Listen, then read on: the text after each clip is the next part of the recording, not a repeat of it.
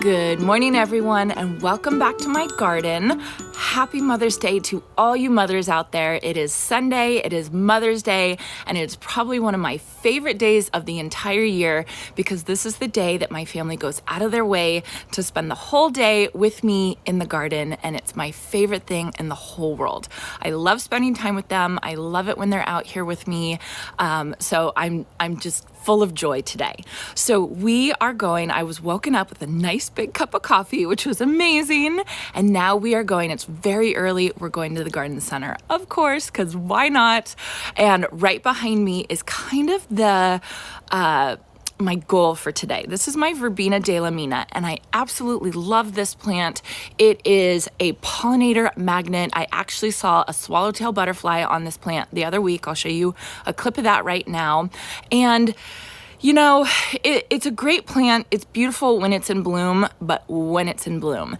And for some reason, not for some reason, I think I know the reason, but parts of it are kind of just dying off. And I'll show you guys, I have brown spots all over it. And then like half of it will be in bloom, half of it won't be in bloom. And I truly think it's my fault. I think I'm not familiar with this plant. I've never grown this plant before, but after growing it for a couple years and seeing how it acts, I truly think this plant is very similar to lavender in that you need to be good at pruning it and not letting it get woody in the middle. And I was not good at pruning this. I didn't know I had to be so on it with pruning right after it blooms. And it's just kind of gotten misshapen and old and it needs to come out because it really is a focal point of my garden. And it's just kind of an eyesore. And I feel terrible taking it out because the butterflies love it, but my plan is to find another one, put it in another area, and be a little bit more on it with pruning. So at the garden center today, my goal is to find something to replace this plant and hopefully find another one of these that I can put in another part of my garden. So let me show you the plant a little bit closer. Okay, so here is the plant. It's a gorgeous purple, and like I said, the pollinators love it. The flowers are these tiny purple flowers like you would see on a verbena, and they're kind of like drumsticks or something. Here we go, let me show you guys. Focus, sorry guys. There we go.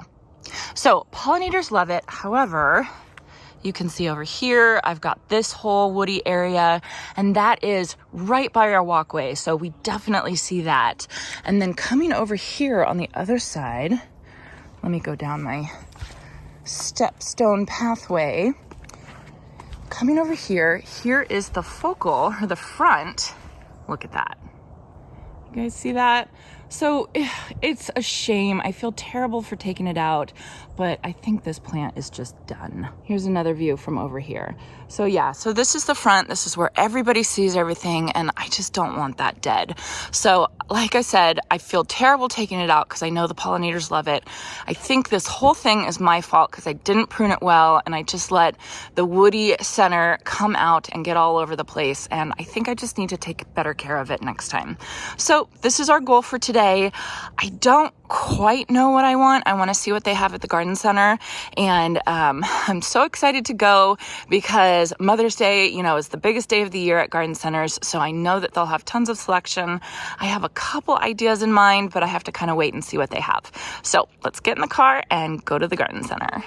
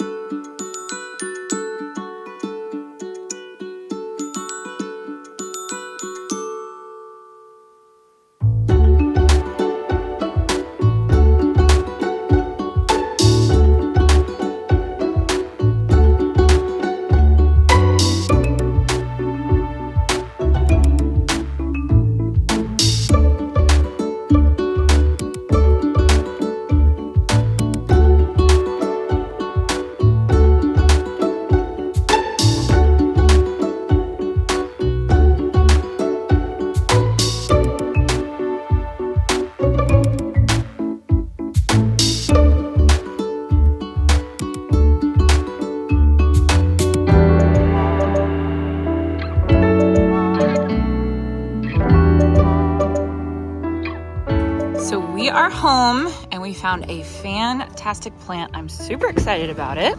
It is another Texas privet. I have one in my backyard, and now I will have one in my front yard.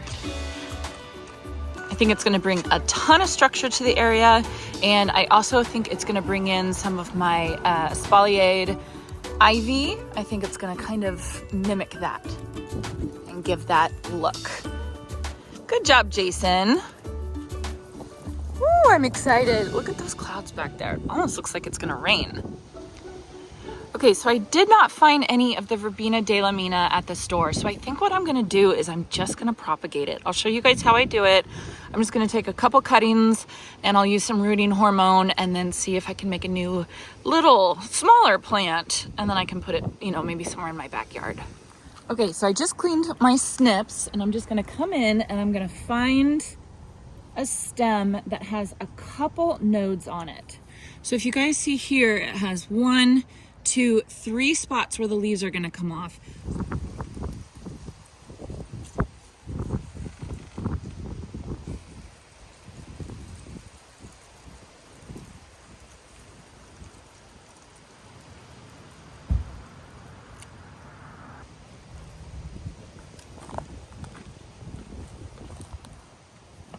Okay, I'm gonna take these inside and I'll show you guys a closer look at how I do it. Okay, so here's all the stuff. I like to use Dip and Grow. I just think it's the best. And I just got this at my local garden center, so pretty easy to find. You can get it off Amazon as well. And so what you do is you have a little line right here. I don't think you guys can see it, but it says concentrate level. And so that you just fill it with the concentrate up to that level right there. And then depending on whether you have hardwood cuttings or softwood cuttings, that's how much water you fill it up to. So I'm gonna say it's a softwood cutting, so I'm gonna fill it up to the 20 times mark. So super, super diluted. Okay.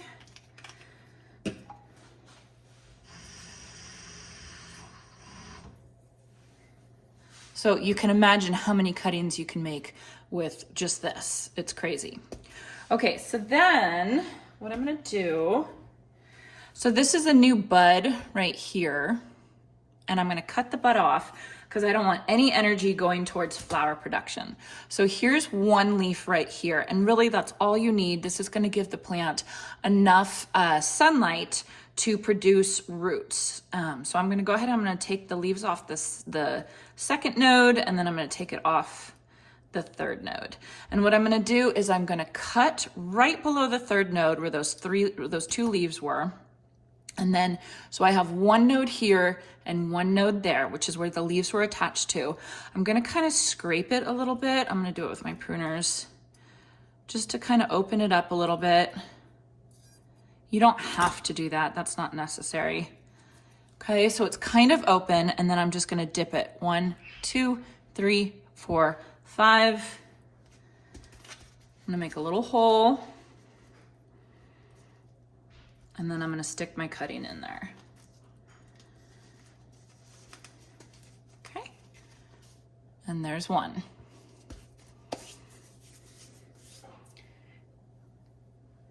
Okay, so here's another bud right here.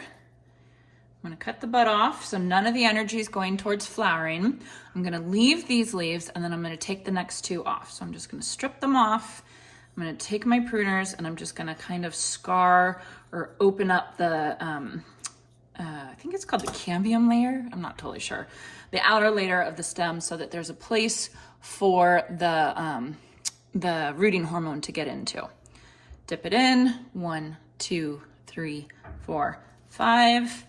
Make a nice hole in my soil, and this is just regular potting soil. And there we go.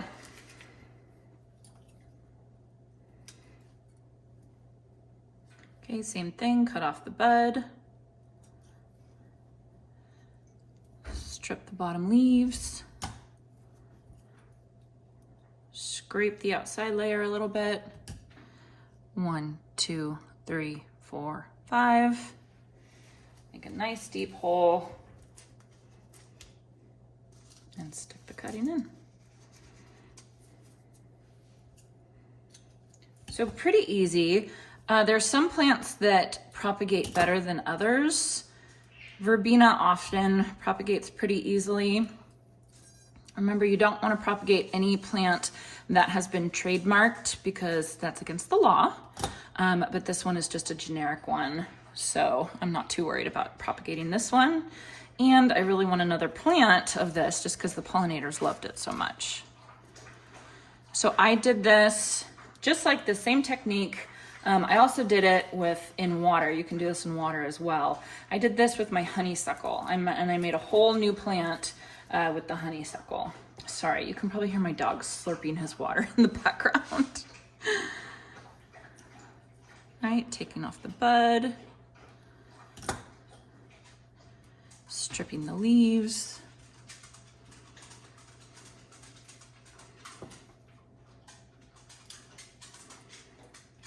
Scarring it. A little bit longer. 1, 2, 3, 4, 5.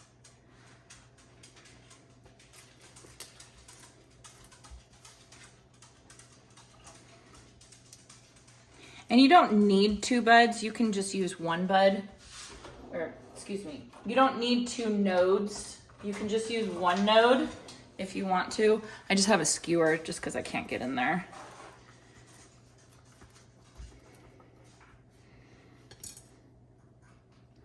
One node will work totally fine, but I usually like to do 2 because I feel like it gives it a better chance, because the roots will come out from where the node is, where the leaves attach to the stem.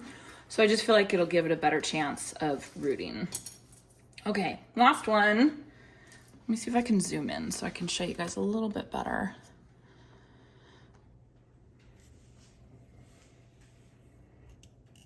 Let's see, let's do this one right here. Okay, I'm gonna go ahead and snip the bud. Take off the leaves. Okay, so the bud was here. I snipped it off. The leaves were attached here. I took them off. Another set of leaves were attached here. I took them off. I'm gonna go ahead and I'm gonna trim the plant right below this 2nd node. Or I guess I should say 3rd node, just because there's no need for that stem. Just gonna scrape the outer layer a little bit. Dip it in the rooting hormone. 1, 2, 3, 4, 5. Make a hole.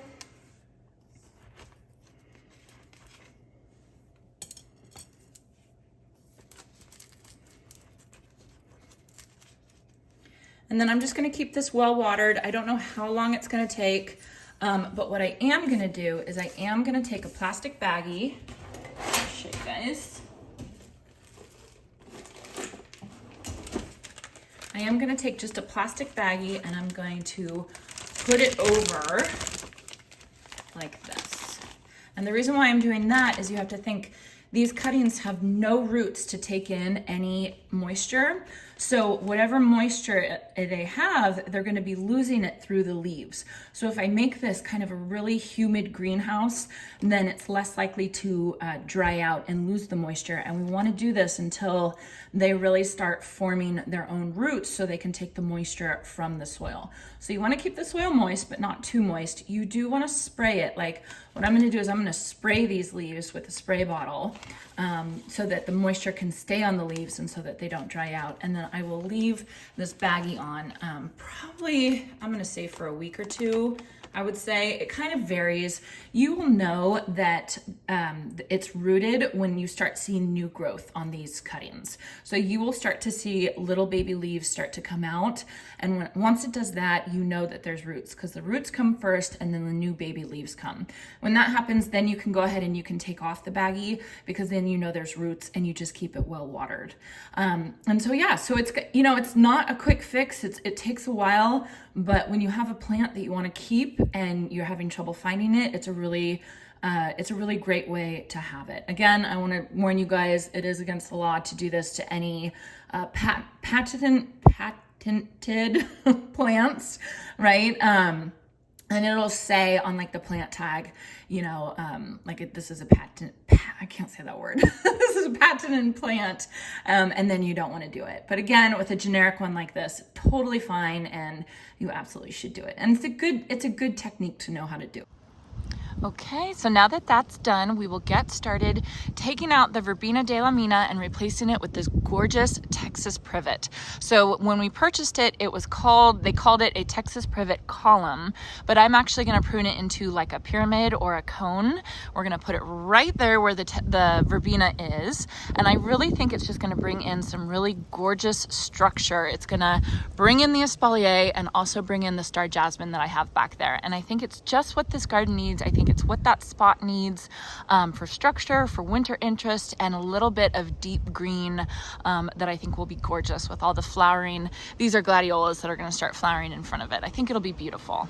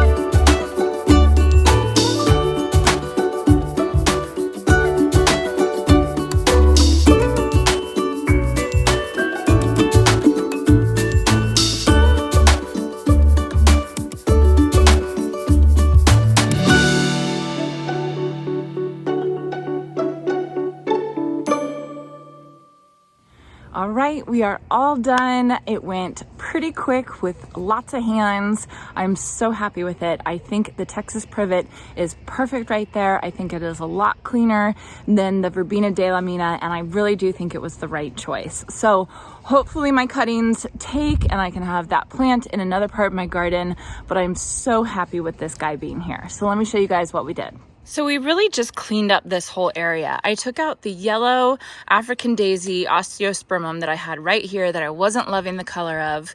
The girls were so sweet and they trimmed back my Superbena whiteout so it wouldn't cover the stepping stones, which is wonderful.